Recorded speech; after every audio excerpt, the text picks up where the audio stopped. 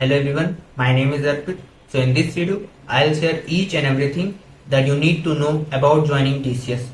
So if you are a fresher and wants to join TCS, so this video is only for you. So without wasting any further delay, let's get started.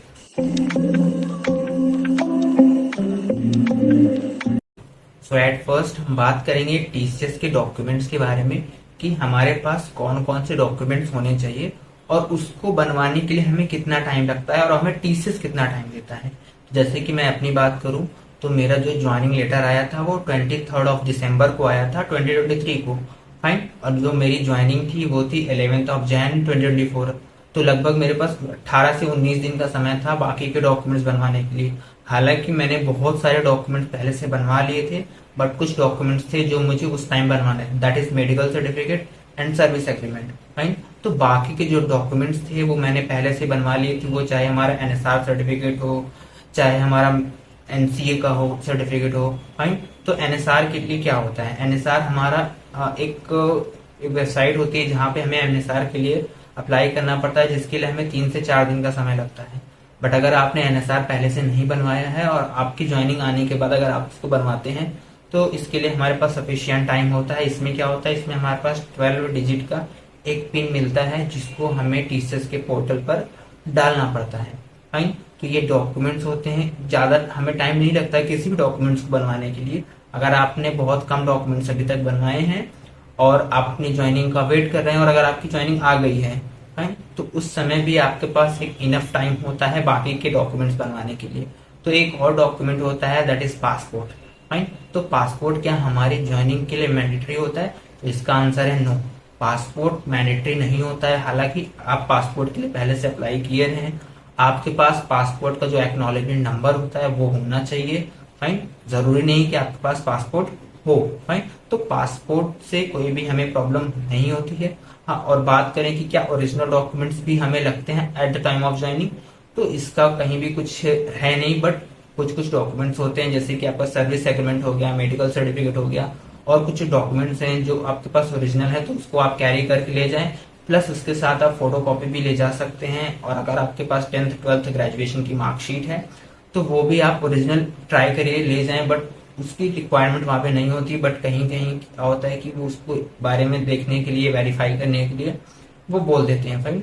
But overall आपका यही है कि आपके पास जितने भी documents हैं सभी documents के आपके पास फोटो कॉपी एटलीस्ट होने चाहिए, फाइन। तो एक सिंपल सी बात होगी डॉक्यूमेंट्स के बारे में और इसके टाइम फ्रेम के बारे में, फाइन।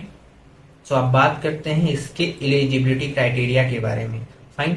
तो at the time of joining आपके पास सारे सेमेस्टर की जो मार्कशीट है वो होनी चाहिए और उसका जो ओवरऑल मार्क्स होता है वो मिनिमम 60% होना चाहिए, फाइन। अगर आपका 60% नहीं है तब आपकी ज्वाइनिंग में आपको प्रॉब्लम आ सकती है। आपके पास अगर सारे सेमेस्टर की मार्कशीट नहीं है तब आपकी ज्वाइनिंग वहां पर नहीं हो सकती।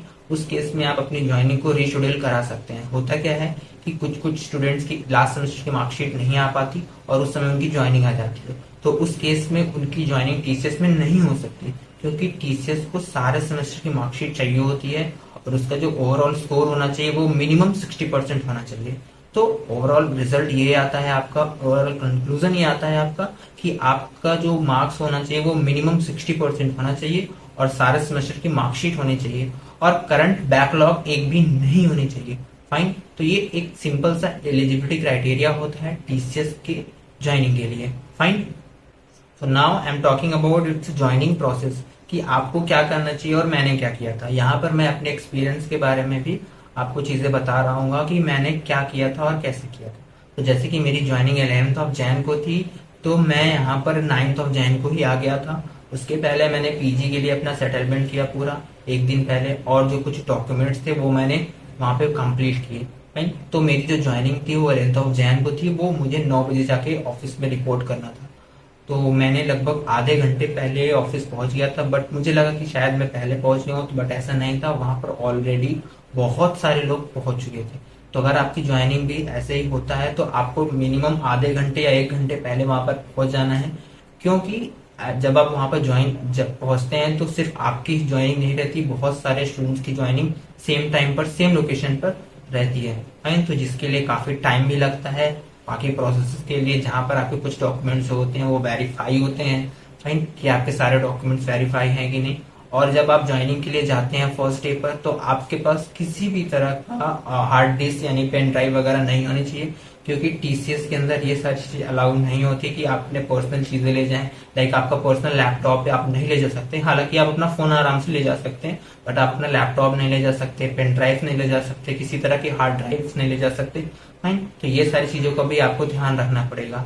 तो वहां पर आपकी सारे डॉक्यूमेंट्स वेरीफाई होते हैं। वेरीफाई होने के बाद आपको एक हॉल में बैठा दिया जाता है, दैट इज जहां पर आपका सारी चीजें बताई जाती हैं टीसीएस के बारे में और बाकी फॉर्मेलिटीज के बारे में कि आपको क्या करना है क्या नहीं करना है, फाइन। तो ये सारी चीजें होती हैं at the time of joining.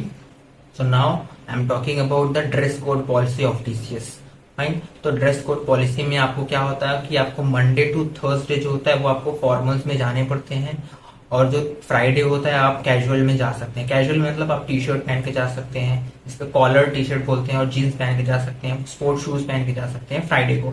But on the other day like Monday to Thursday आपको फॉर्मल्स में जाने हैं, शर्ट्स पैंट्स और जो हमारा फॉर्मल शूज होता है उसके लिए, फाइन। ये बोथ बॉयज एंड गर्ल्स दोनों के लिए होता है। गर्ल्स के लिए कुछ अलग अलग रूल्स होते हैं, जिसके लिए आपको लिस्ट गूगल करेंगे तो आपको वहां पर आसानी से मिल जाएगी। बट ये मेक श्योर करें कि आपकी जो ज्वाइनिंग जिस दिन भी रहे आप उस दिन फॉर्मल्स में ही जाएं, फाइन। जैसे कि मेरी ज्वाइनिंग जो थी वो थर्सडे को हुई थी, फाइन, और थर्सडे और फ्राइडे हमें दोनों दिन फॉर्मल्स में जाने थे उस दिन। उसके बाद आप फ्राइडे को अपने कैजुअल यूनिफॉर्म में जा सकते हैं, फाइन।